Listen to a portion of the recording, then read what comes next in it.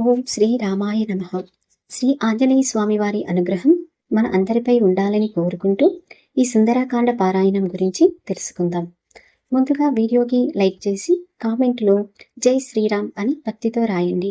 సుందరకాండ పారాయణం ఎలా చేయాలి, ఎప్పుడు చేయాలి, పారాయణం చేయడం వల్ల కలిగే ఆధ్యాత్మిక విశేషాలు ఏమిటి అనే విషయాలను ఈ వీడియోలో తెలుసుకుందాం. కాబట్టి వీడియోని చివరి వరకు తప్పకుండా చూడండి. జై శ్రీరామ్, జై హనుమాన్. సుందరకాండ పారాయణ అద్భుత ఫలితాలు.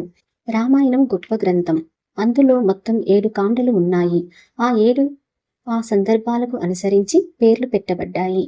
కానీ ఆ 7 విశిష్టమైనది సుందరకాండ.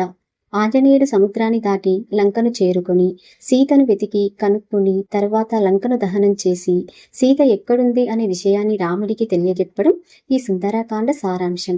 రామాయణమంతా రాముడి గురించి అయితే సుందరకాండ ఆంజనేయుడి అద్భుత విన్యాసాన్ని కళ్ళ ముందు ఉంచుతుంది. అందుకే సుందరకాండకు అంత ప్రత్యేకత. అయితే సుందరకాండ పారాయణం వల్ల జీవితంలో ఎన్నో సమస్యలు తొలగిపోతాయని అందరి నమ్మకం. సుందరకాండలో ఏది చదివితే ఏ సమస్య తీరిపోతుందని కూడా పండితులు వివరించారు. సుందరకాండలో ప్రతి పదం, ప్రతి శ్లోకం మంత్రబద్ధమై ఉంటుంది. అంతేకాదు అదంతా ఛందస్సులో కూర్చబడి ఉంటుంది. సుందరకాండను భక్తితో చదివినా, విన్నా, నిత్య పారాయణం చేసిన, ప్రవచించిన బాధలు, కష్టాలు తొలగిపోతాయి, రోగాలు నయమవుతాయి, భయాలు పోతాయి, మనశ్శాంతి కలుగుతుంది, మృత్యు భయం పోతుంది. లంకా విజయం చదివితే భూత ప్రేతాదుల భయంతో ఉన్న వాళ్ళను హనుమంతుడు రక్షిస్తాడు. హనుమ నిర్వేదం చదివితే బుద్ధిమాంద్యం సమస్యలున్న వారికి ఆ సమస్య తొలగుతుంది. లంకలో సీతాన్వేషణ ఘట్టం చదివితే ఇతరుల వల్ల మనపై కలిగే దోషాలు తొలగిపోతాయి. లంకలో సీతమ్మను హనుమ చూసిన ఘట్టం చదివితే ఐశ్వర్యం సిద్ధిస్తుంది. త్రిజట స్వప్న వృత్తాంతం చదివితే చెడ్డ కళల వల్ల కలిగే దోషాలు పోతాయి. సీతారామ సంవాదం చదివితే మంచి బుద్ధి కలుగుతుంది. సీతా హనుమ సంవాదం చదివితే దూరమైన బంధువులు తిరిగి కలుస్తారు. అంగుళీయక ప్రదానం చదివితే కష్టాలు తగ్గుతాయి. కాకానుగ్రహం చదివితే తెలిసి తెలియక ఎప్పుడైనా రాముడి విషయంలో ఏదైనా తప్పు చేసి ఉంటే అవి తొలగిపోతాయి.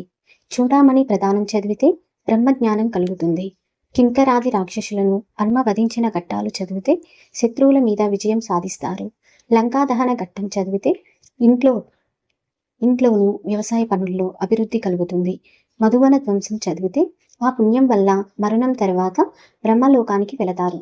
సీతా సందేశాన్ని రాముడికి నివేదించడం చదివితే అనుకున్న పనులు అన్నీ నెరవేరుతాయి. 68 రోజుల పారాయణం చేస్తే కొడుకులు పుట్టలేదని బాధపడే వారికి కొడుకులు పుడతారు. అలాగే పెళ్లి కాని ఆడపిల్లల పెళ్లి తొందరగా జరుగుతుంది. రోజు సుందరకాండ పారాయణం చేస్తూ ఉంటే వర్షాలు చక్కగా కురిసి పంటలు పండి కరువు మాయమవుతుంది. నిత్యం పారాయణం చేస్తే అన్ని పనులలో విజయం కలుగుతుంది. అలాగే అన్ని విధాలుగా శుభం కలుగుతుంది. సుందరకాండ చదివే చోట రాముడు ఎల్లప్పుడూ ఉంటాడు.